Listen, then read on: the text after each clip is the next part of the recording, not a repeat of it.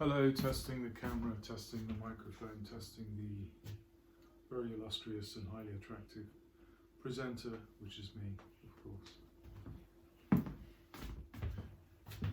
Hello, I have a very fast pizza recipe. It's the fastest recipe I've found anywhere, and I put it together from various other recipes.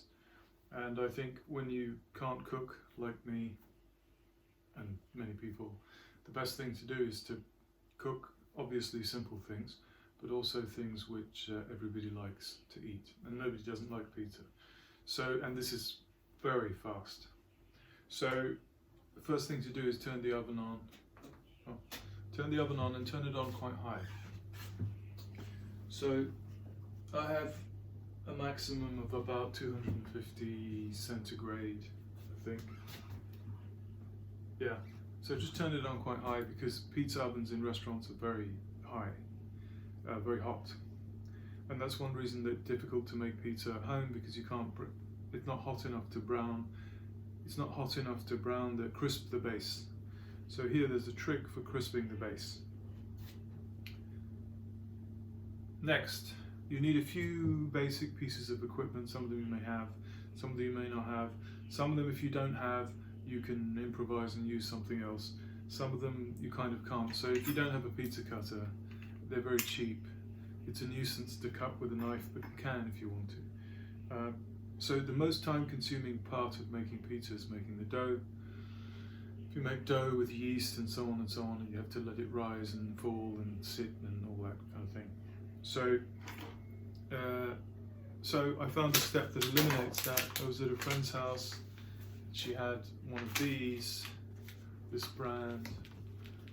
It's a ready-made pizza dough, and it's, it eliminates the whole step of making the yeast. Later on, if you become very keen, you can make your own dough, and then maybe you can freeze it so you don't have to wait 2 hours when you suddenly fancy a pizza. So I'm going to show later on the video how to, again, the hardest part of this process again is the rolling out the, making the yeast, making the dough, making the shape is a bit difficult. It's the only part you can really make a mess of, I think. So I'll do that with a close-up. Okay, right, I'll stop and do a close-up. I better turn the oven off because it's humming. So first piece of essential equipment is this duster to put flour. My chopping board is dirty because I just made one before this. So dust it so the dough doesn't stick. Take the dough out. It's better if the dough is kind of room temperature. And this is a bit where I'm going to make lots of mistakes and I'm going to look really incompetent, because this is a tricky bit. Also, if it gets too warm, it gets too sticky.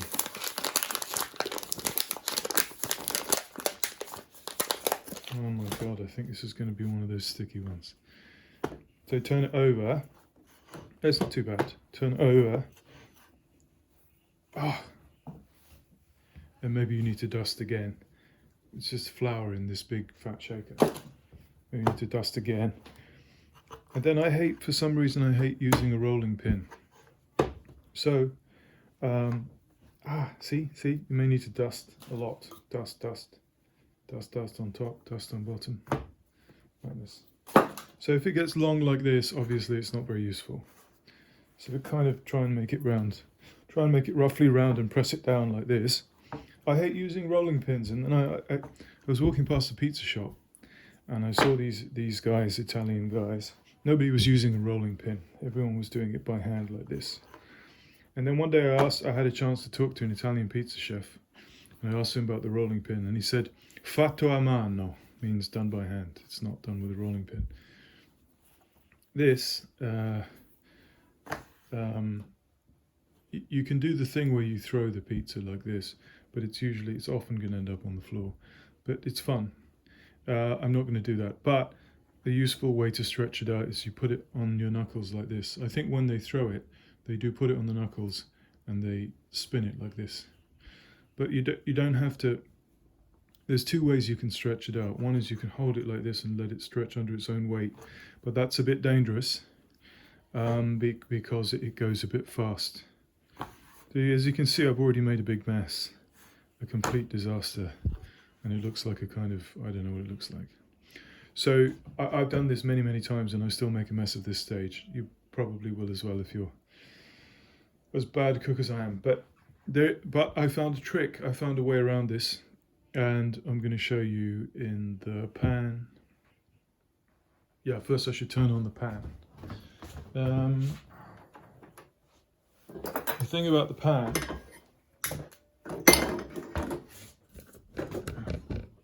so the thing about the pan, this is a 10-inch pan. I think that's a good size. If you have a very big pan, so put a little bit of olive oil, not too much. One of the mistakes I make is I often put too much and swish it around. Turn up the flame maybe to about that much. So the purpose of the pan is to overcome the limitation of the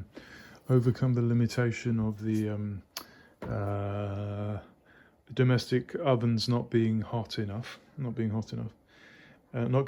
to crisp the base. So this is a trick. You basically slightly fry the base in a pan, but it has another function which I discovered, which is when you've made a big mess of the dough, like this is a disaster. Don't fear. Put it in the pan. My God, this is awful. Put it in the pan, and then because the pan is round, you can kind of overcome the disaster that you made on the chopping board with this. So then what you do is you press it to take the shape, like making a pie, I suppose.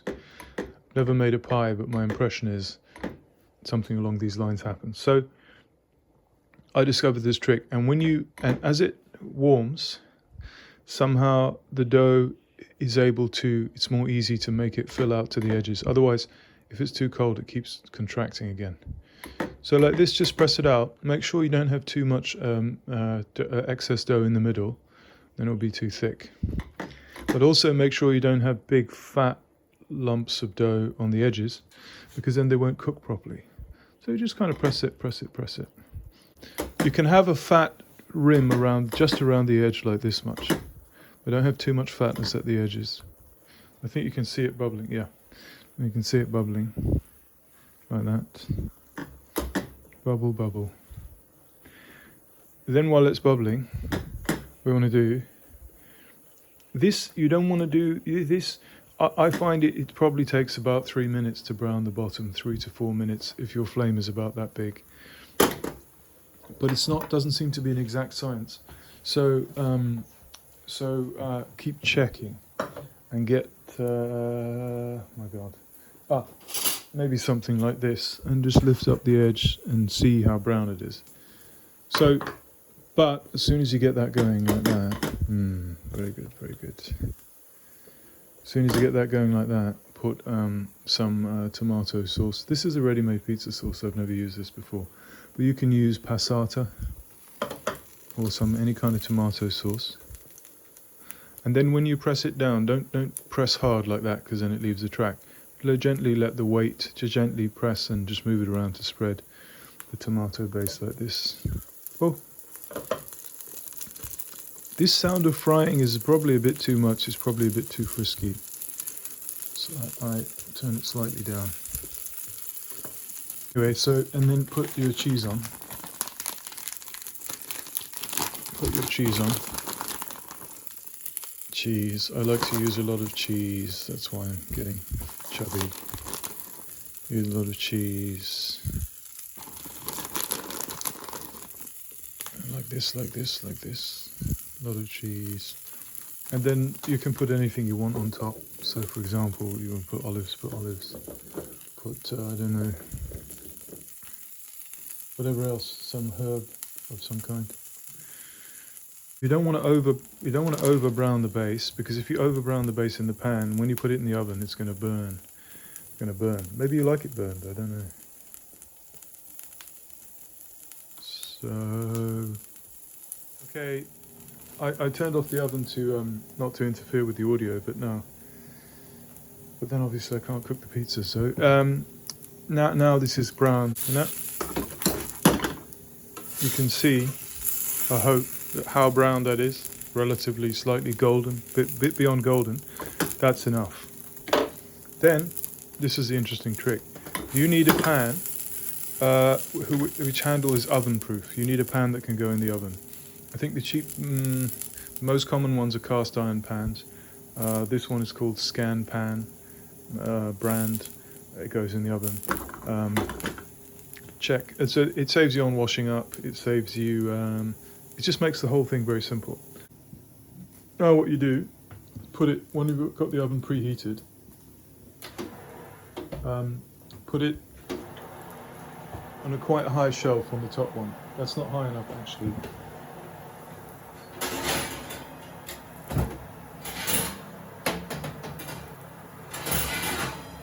It may depend on your oven because some ovens have gas at the bottom, but I think you still need to have it. Oh, this is probably burning. I think you still need to have it near the top. Yeah, that's burning.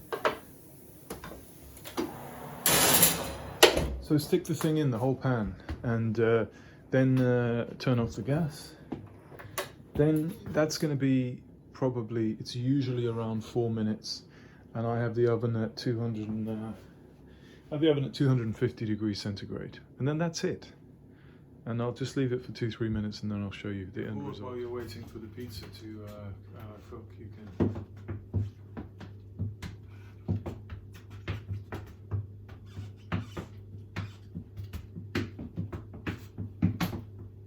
tap dance, or twiddle your thumbs, or think about happy thoughts, or grow a beard. And I recommend while you, although it's 3 or 4 minutes in the pan to brown, it's 3 or 4 minutes in the oven to cook, I recommend you keep checking, because I've made this many times and I still don't exactly have it exact with timing every time. And even if I did, your oven will be different, maybe your gas will be different, maybe you have electric, etc. Just keep checking so it doesn't get over browned in the pan, the base, and it doesn't get, I don't like it when pizza gets, the cheese on the top gets browned. And I don't think that's correct, because in a restaurant, the cheese on the top is never browned, it's just melted. So keep checking. Ah! Yeah, it's getting there.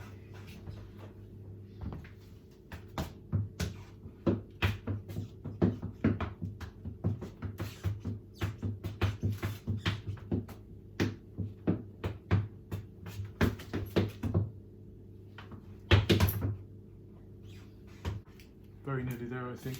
This is about 3 minutes. Yeah, so see, that was 3 minutes, and I don't think the timing is exact, because it probably, because if you overdo it, you brown the top. If you underdo it, the dough at the edges, the fat bits, can be a bit too not quite cooked. So we'll have another look.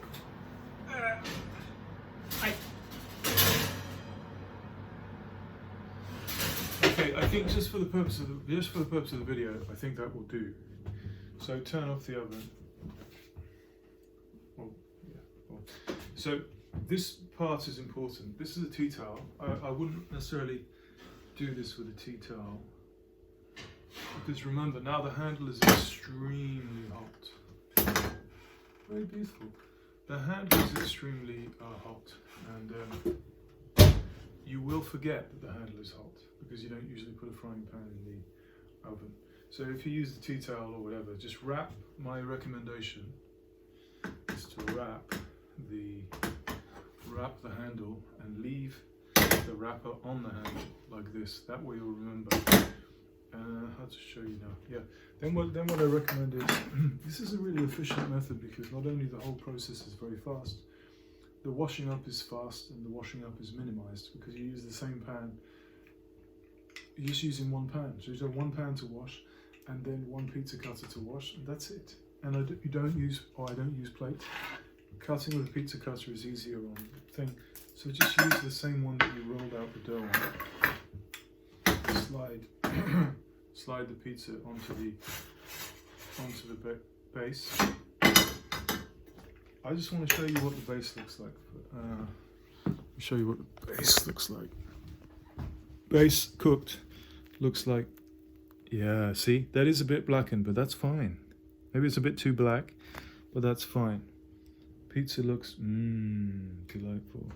So then take the pizza cutter and, you know, cut it. I think that much, everybody. That's not complicated. Yeah, I never understood why at the end of a cooking program, often the person that cooked the thing feels the need to, for some reason, eat the thing in front of the customers. That's very strange to me, but anyway. I think it probably makes an annoying sound on the microphone, but